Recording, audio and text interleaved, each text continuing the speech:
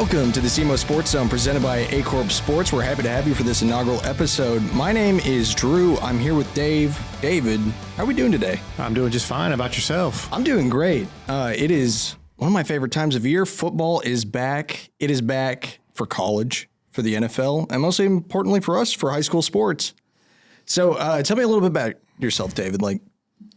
I've been here in Southeast Missouri pretty much my whole life. I've been around high school sports. Man, I went to my first game in the early 80s. I'm dating myself a little bit, but been around it, covered it for over 20 years for the Sykes newspaper, and I've done some radio and done some TV when at YHC, and so I've been around it for a long time, and I love high school sports, especially high school football and high school basketball. That's kind of my thing, and I love talking about it, and that's kind of why I'm here.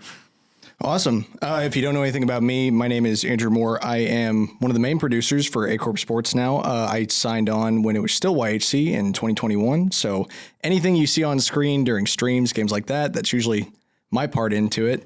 But I'm also a big aficionado when it comes to high school sports at this moment, coming from a college background. I worked for ESPN. So coming back to this area and getting in touch with it has been a great experience, honestly. So just kind of jumping into it, I don't want to ask who's your favorite team in the area and pigeonhole you like that, but is there kind of a team that you're leaning towards for liking how they're looking this season? You have to look at Jackson, I think, to start that. I mean, Jackson, they've kind of ruled the area for a good decade or more. And they show no signs of slowing down. They just continue to rebuild and reload. Actually, not even rebuild. They just they're always good. But I like Cape Central. I think Cape Central, they made the state semifinals last couple of years. Coach Gibbs does a great job. He was at Sykeston for a long time and did a great job there. He's got a really nice team this year.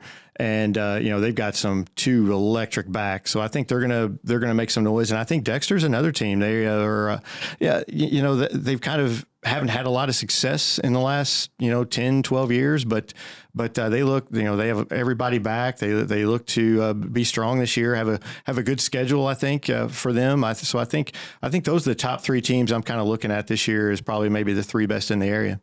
Yeah, no, I can completely agree with that. I mean, going to see Jackson, just even their facility, they look like a college level facility in themselves. Cape Central's kind of in that same vein too. Like they just look like an official program. Dexter is really interesting for me. As a Dexter alum, it is nice to see them on the up and up right now. It is kind of just a little worrying that, are we buying into our own hype though? I agree. And for me, a lot of it is the uncertainty with everybody else in the area. You've got a lot of new coaches, a lot of your better players from last year graduated. Like Scott City had a bunch of seniors, New Madrid had a bunch of seniors. So you have a lot of teams that are kind of, you don't know a lot about. It's kind of, they're kind of uncertain, but Dexter has a lot returning. They've got their coaching staff returning for the most part. And so, you kind of lean on that as, oh, hey, we kind of know what they're going to be. We think they're going to be good. But again, you never know. And it could be a lot of hype, but you just never really know till you get in there. I saw New Madrid last night at the Jamboree in Sykeston. And I've heard a lot about, oh, hey, they're going to be down this year. Well, they look pretty good at times. I mean, they've got athletes all over the field. They've got a quarterback who can get the receivers the ball. They've got some speed. And so you never know. They may still be one of the top teams in the area as well. So yeah, a lot of uncertainty, I think, leads to that, maybe the hype that some of these teams that you're not sure about. Yeah, no, I think that's a completely accurate point. I think the biggest issue right now for a lot of teams is this coaching carousel that many teams are going through, which is necessary because some of these down teams have needed to kind of reevaluate and replace what they've needed to. Is there any certain coach that you think is coming into a position that you kind of see as like, okay, he's kind of changing that program? I think Coach May in Sykeston, I think they may struggle a little bit this year. There's just not a ton of talent there, but I think Coach May is going to get them on the right path. He's got Coach Vickery, who coached Sykeston for, I think, 26 years. That's his offensive coordinator. He's got Coach Collier, who's a head coach at Dexter and Malden as his defensive, works with the defense. He's brought some other coaches back that had been out of it for a while. I think their coaching staff is going to get the most out of what they have. And I think it's a culture change. We were talking a little bit before we went on there. It's kind of a culture change. You need sometimes you just have to reset and change that culture and get more kids out. And I think that's what Sykeston is going to do. I think that's what Coach May will do there. I'm also interested in Ian Penrod over at East Prairie, coming back home. He grew up there. He had a lot of success down at Portageville. The question is, was it success because of coaching, or was it success because he just had a great group of kids? I think he's a good coach, and I think East Prairie's got some good players this year. But so we're going to see what he can do this year at East Prairie. See if he can get them up to take that next step, and so that'll be very interesting to see too. I'm definitely excited to see what East Prairie is going to do. Just watching Ian's success in Porterville over the past 2 years has been great to see. But him coming into a situation like this is definitely, I want to see how this rebuild goes, because he told us in an interview, he said this is coming into this situation. He's mostly trying to reforge this team into something that suits his standard. And for the most part, I think he's doing a great job of it, setting that mentality. He's also trying to keep everybody kind of more protected in a way, which is fine. For your first year as a head coach, I think kind of going a safer route is totally okay. He said, because we don't know where we're going to be like in the later weeks in the year, I want all my players to be healthy and okay, just because, if we enter into that, I want to be in the best situation possible. So I think he's coming in with a mentality too of just well, I've seen success. I know how to breed success. I'd like to see him do it in East Prairie. Yeah. And East Prairie, they've had some good years. Coach Jamerson, before he went to Dexter, he had some success there. Coach Aycock has, they've had some good teams there in the last, 10, 12 years. So, there's some good players there. The biggest thing with East Prairie has always been their numbers. They start off kind of strong, but then, they don't have a lot of numbers. Injuries really can take their toll. And that's that way with a lot of schools. You look at Malden and Caruthersville in the past few years. I mean, the numbers just haven't been up. And, I think Caruthersville's getting their numbers up a little bit this year. I'm not sure about Malden, but, a lot of these smaller schools, Chaffee, the numbers play a big thing in it, because whenever some of your better players get hurt, you're bringing in freshmen who haven't ever played under the Friday night lights, and then you kind of run into problems. So I think that's a big thing that, East Prairie is going to have. Can he keep that team healthy? And if he can, I think they're going to have a lot of success. Well, I think that's the biggest thing for a lot of teams around the area too, especially these smaller ones, is like you said, when freshmen have to come in, they're a little more skittish about everything. What I think kind of is instilled in them, though, from what I've seen, is when you're in that situation, and a lot of them are, it kind of builds them up for those later seasons, though, that they already know kind of hey, this is the most intense thing I've been a part of. But now that I'm kind of in it more actively, it's built me into a better player that can kind of withstand all that pressure. And I think that's more of a situation of just, hey, I kind of got thrown in here. You kind of have to adapt on the fly. Mm-hmm. But I do think that instills a better player method, and just kind of I don't know. It's interesting to see these smaller schools kind of recoup with a smaller depth chart. Right. And you see that a lot. You'll see that, you'll see them, well, they're not very good this year. 3 or 4 years from now, they're really good. And that's those freshmen getting those reps, getting that experience. And for a lot of the small schools, that's kind of the cycle that you have to have. You've got to have those young kids get that experience and build up. Then you have a couple good years, and you're going to have, a couple down years, but it's just a cycle of it. And it's just the way it is with all these smaller schools. Yeah. I mean, kind of because we went to 15 schools over the summer to kind of look at their practices and interview their players, interview their coaches. And what I kind of took away from it was, when you've got these bigger schools like Cape Central and Jackson, they've got a program that's kind of situated around, we have all the depth in the world to play with. These smaller schools, I guess the word that always came to mind was grittiness, and just how every player seemed there's a phrase every coach, every player used, was buying in. And I think that's a big part of the culture shift, is that when you have a smaller school, everybody has to buy into it. And I think as down as some programs might be this year, I do think that's a culture shift that is really affecting the minds of all these kids coming in, is that, no, I mean, if you're going to play, you're going to play. And I think they're starting to get ready for that. Yeah, I agree 100%. And, the buying in thing for me has always been, well, you buy, especially new coaches, they're always trying to get their kids to buy in. After you're there a few years, then it's harder to get those kids to buy in, because they've seen the down years, if there's down years, And so, it's harder for them to buy in, but it's always, you always have a sense of excitement with these newer coaches when they talk about buying in. Usually you get your players to buy in, and that's usually when you start to see your culture change and things like that, like at Sykes and East Prairie and Hayti. They've got Coach Robinson back down, he's back down there, and he had a ton of success whenever he was around the first time. So, coaches like that, that have been around a lot longer and had some success, it's easier for them to buy in than coaches who maybe have never done it before. Exactly. No, Hayti looks solid.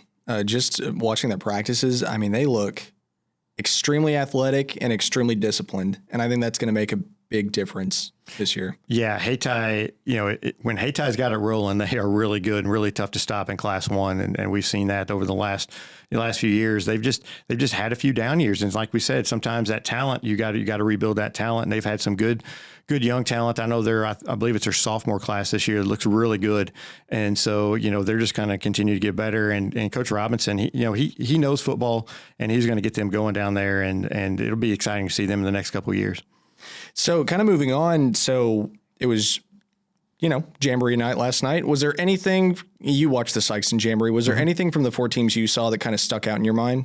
I thought New Madrid was going to be better than what I thought they were going to be. They've got some size I wasn't expecting. And of course, they've always got athletes. Their quarterback, Mungle, he played a little bit last year when B.J. Williamson was out, and he looked pretty good. So I think New Madrid is going to be better than people think. And, I watched Sykeston. Sykeston's got a new quarterback this year. It looks like Pierce Baker is going to be their starter. And, he can get the ball out. He's kind of mobile. So I think he's going to be a big improvement for them, someone that they can rely on. They've got some speed at the receivers, but I think it's going to be a learning process for them, but I think they're going to be better than they were last year. And Kennett looked, like they're still going through some growing pains, but there's some bright moments, some deep passes I saw them complete. So, those three teams kind of stuck out. Fredericktown, which we really don't cover, but they look pretty good. So they've got some bigger guys, and they look pretty good. But New Madrid, I thought, stuck out the best out of those 4 teams. Which is interesting. I mean, I think everybody kind of, not just for football, but for basketball too, I think the biggest loss of Jadis Jones and B.J. Williamson are probably going to be the things that stick out in most people's mind. But from what I've seen, I think this team can they can really hold their own regardless. So I think they're definitely going to surprise people this year. Yeah, I think so. They got a tough first game against Cape Central, but after that, I think the schedule is a little more manageable, and I think they're going to continue to get better. I mean, I would want to play them early as opposed to late, because I think they're going to continue to get better because they've got a lot of younger players. They've got some freshmen out there and some sophomores, and they're very athletic, and they look like they're going to be pretty good as the year goes along. So I would want to catch them early as opposed to late. Exactly. I took a look at the Portageville Jamboree, so I saw Dexter, East Prairie, Kelly, and Portageville playing. I didn't really get to go in depth on all those teams. Kelly looks good this year. I'm really surprised with such a young program how well put together they are. They're very scrappy. Mm-hmm. They will talk a lot of trash, but I think they can back it up too, which is always interesting to see.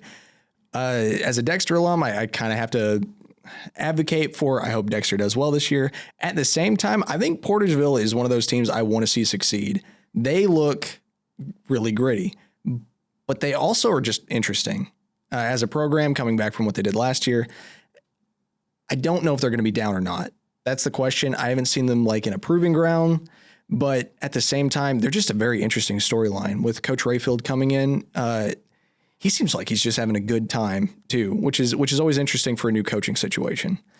Yeah, I mean, Portageville last year, I mean, of course, they had just a great senior class. So many unknowns. We were talking, one of the Portageville players had actually transferred to Sykeston, and we were talking last night about, they mostly played, most of their guys that saw all the time last year were seniors. So you don't know what they have. They may have some really good, sophomores and juniors from last year that are juniors and seniors this year that we just didn't know about. So they could be really good, and so they are very interesting, and you just don't know about them. They're kind of one of the unknowns until they suit it up on Friday night. You're just not going to really know.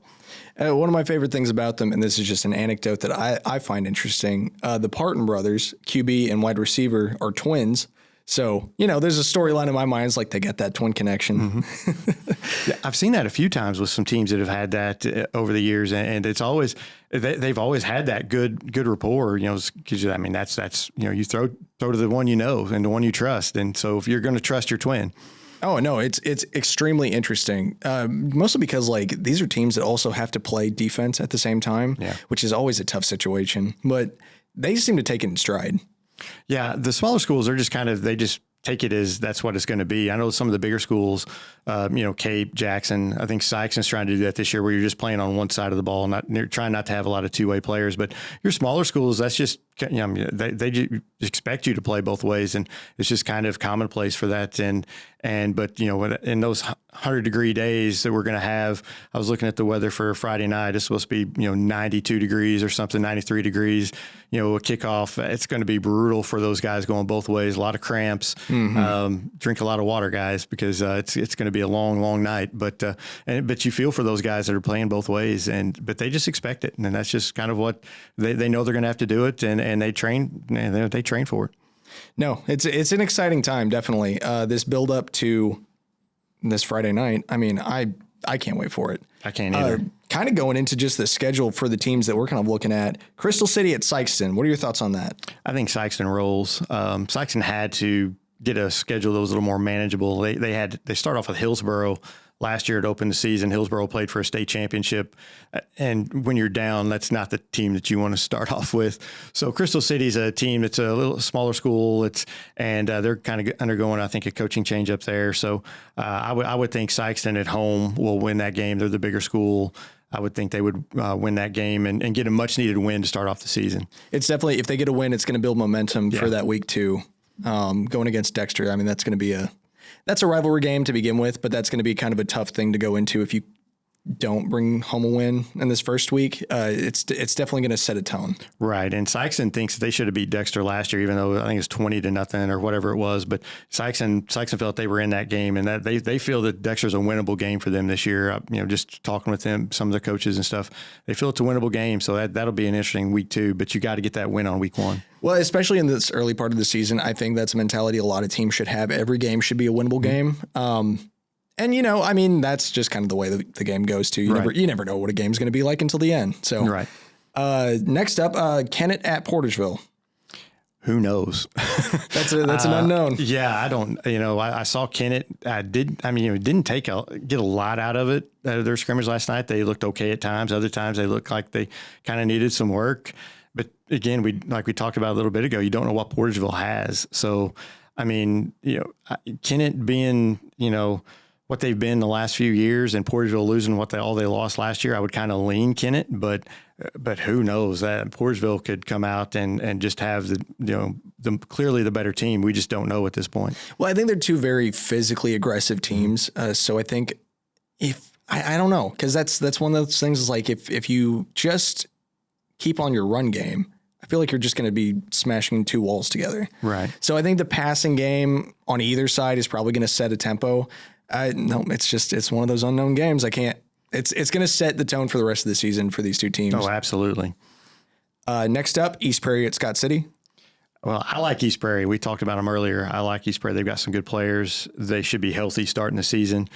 Scott City with, Coach Bobine, it's, they're kind of an unknown. They lost a lot from last year. Penagos did so much for that team.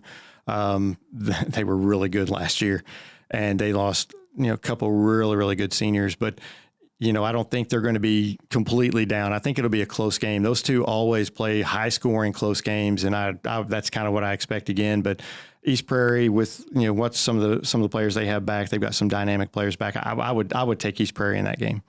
Just to advocate for Scott City, from what I understand from the players, going from Coach May to Coach Bo has not been that big of a change. I mean, a little bit of a change, of course, but just from the offensive aspect of it, they're still maintaining that pass heavy game, mixing in runs when they can, which I don't know how much success it's going to breed. We're going to have to see, but it seems like they're pretty comfortable with their offense still.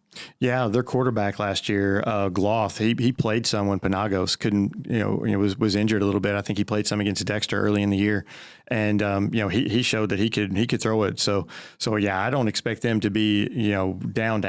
I just kind of it's tough to stay at that same level you have with the guys that they had last year. So I think they're going to slip a little bit, but again, that them at East Prairie, that game could be a very high scoring shootout. A game I'm actually really excited for, Thayer at Hayti.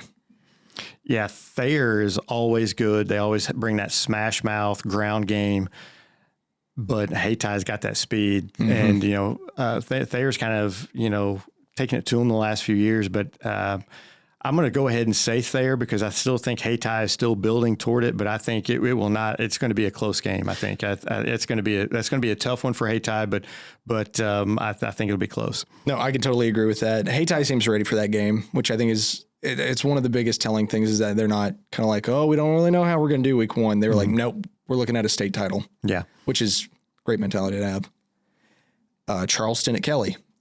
I think a lot of people are sleeping on Charleston. They were kind of down a little bit last year, but they've got two players in this year that a lot of people may not know about.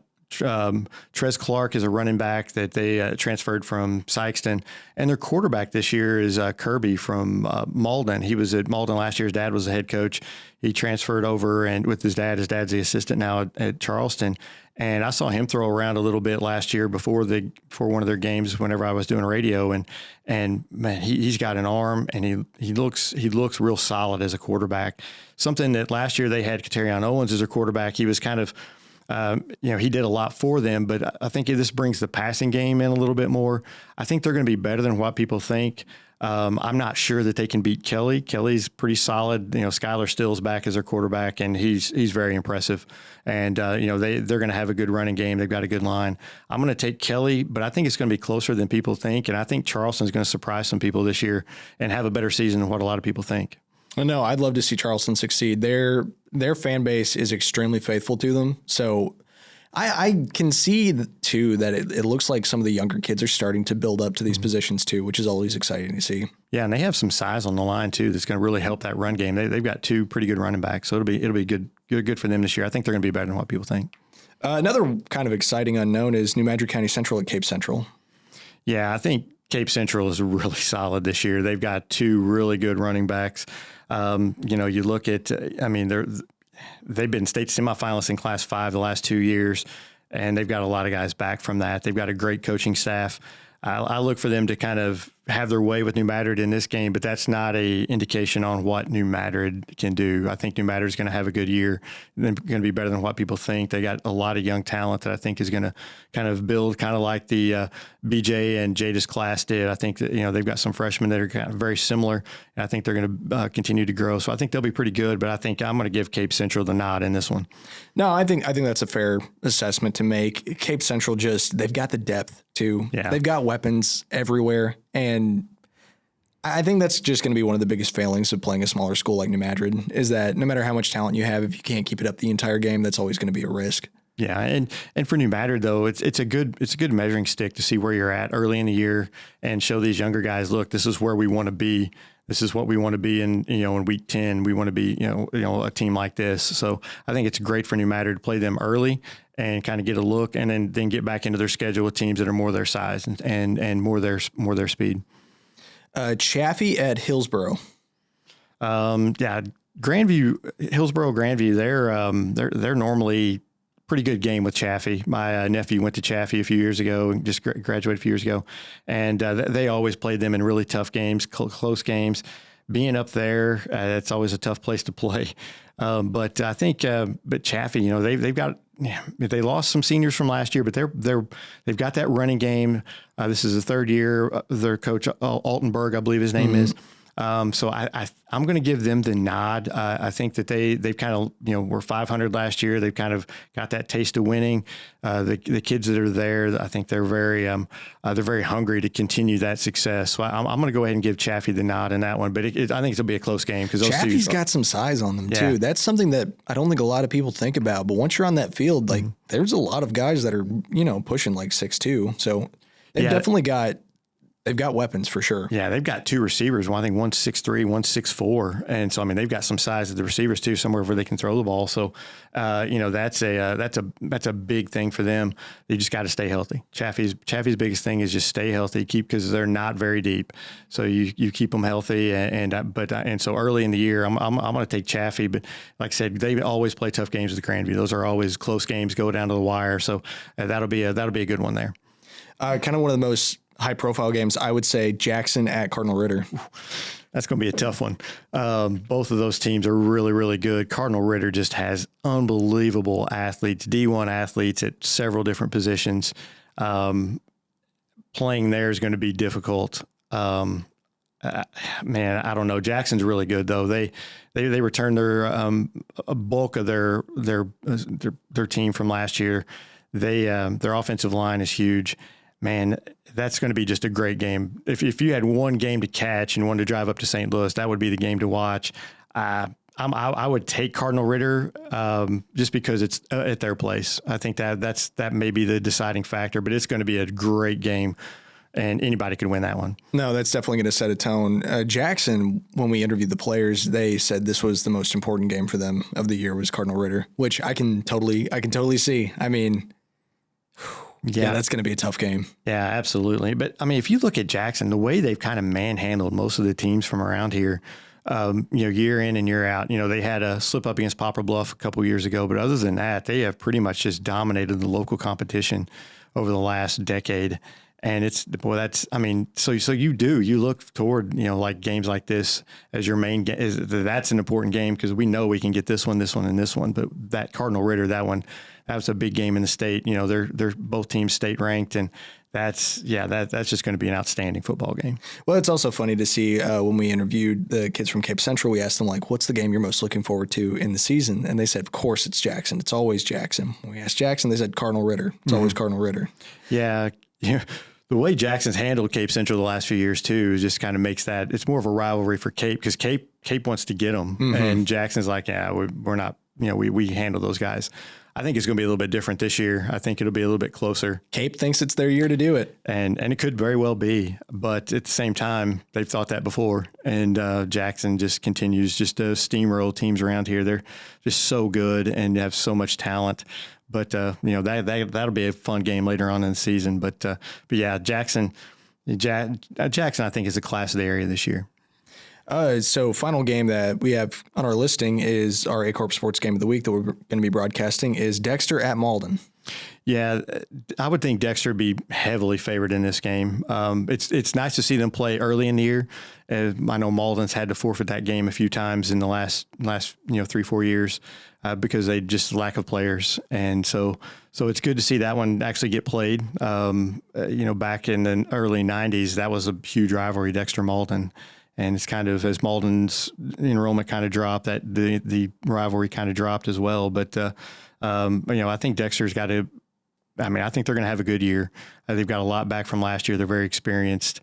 And so, Malden with Coach Pulley, who was at Sykeston the last 3 years, I think he's a great hire for them. I think he's going to get players out.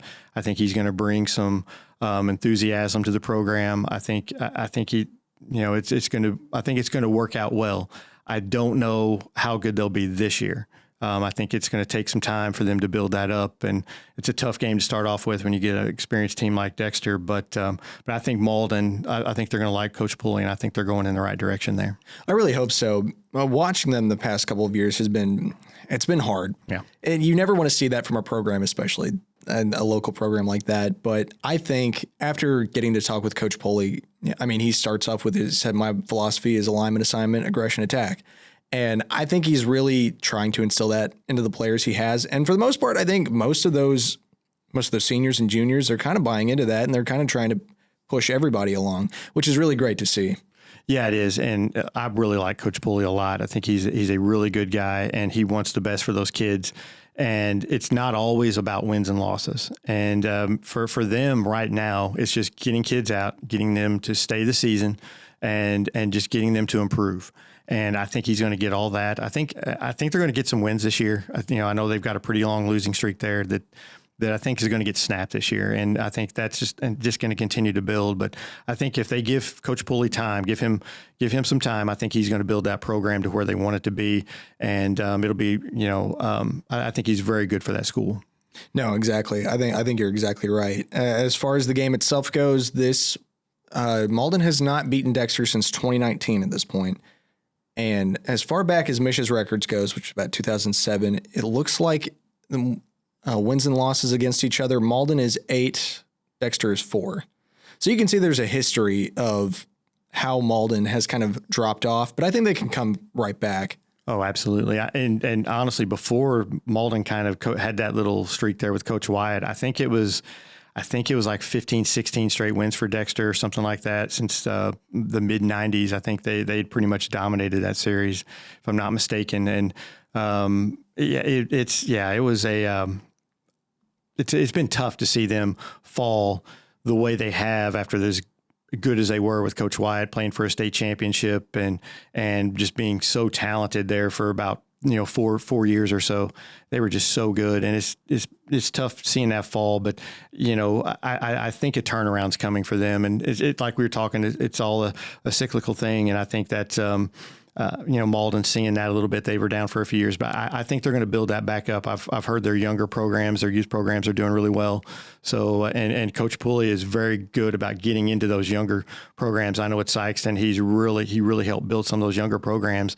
Unfortunately, he's not going to see the benefits of that in a few years, but trust me that those younger programs in Sykeston are really starting to develop and bloom. And that's all because of Coach Pulley. And I think he's going to get down to Malden and do the same thing. Exactly. The transition period's the hardest. Right. So I'm very hopeful. I guess just on the Dexter side of things, I mean, we talked about their situation and everything. I think Coach Jamerson is a great hire for the program. He's shown that.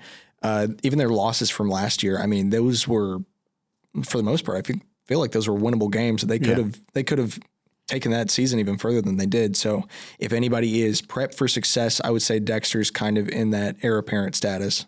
Yeah, and they've got some teams that, Park Hills, all their seniors graduated last year, so they're kind of going to be back down to the level that Dexter can play with down there. They're not as, that Park Hills team last year was just loaded, and that's just tough to get them. St. Genevieve's going to be good again, as they always are. So those are some teams though that Dexter's going to have to get past. But I think their schedule is very manageable. They've got a lot of winnable games on the schedule. And I think they can have a really good year. They've got some good young talent coming in to mesh with the older talent. So I really do expect them to have a good year this year. I think they're expecting a good year. Coaches and fans alike. I think they're all expecting them to have a good year. So hopefully they will and live up to expectations. I can't wait to see it. You can catch that Dexter Malden game on A Corp Sports YouTube channel starting around 6:45 on Friday. So we are definitely excited for that one. Yeah, first football season starting, first game of the year. It's just so much excitement. I love it.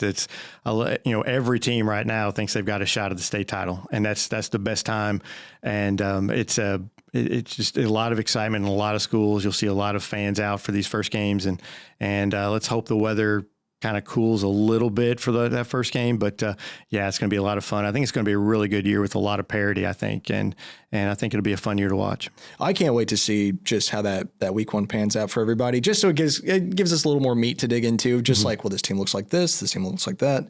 I can't wait to see that. Yeah, I can't either. And it's always fun to see how things kind of, I was right about this. Well, I was way wrong about, it's always kind of fun to see that stuff. And, but so I'm expecting a great year of football, just like every year. I get so excited around this time of year just because I love seeing all the different teams and just I just love high school football.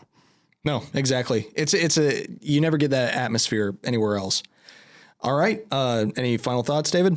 Nope. Just can't wait to smell that grass on Friday night and get out there and we'll see who has what. But and go out there and enjoy a Friday night game. I mean, just no matter where you go, just go out and enjoy it. And before you know it's going to be over because these seasons seem to fly by. So yeah, I just can't wait. Just excited. It's only 9 weeks for some people, but hey, we're gonna look forward to postseason too. All right, this has been the first episode of the SEMO Sports Zone, and we'll catch you next week. Thank you for listening.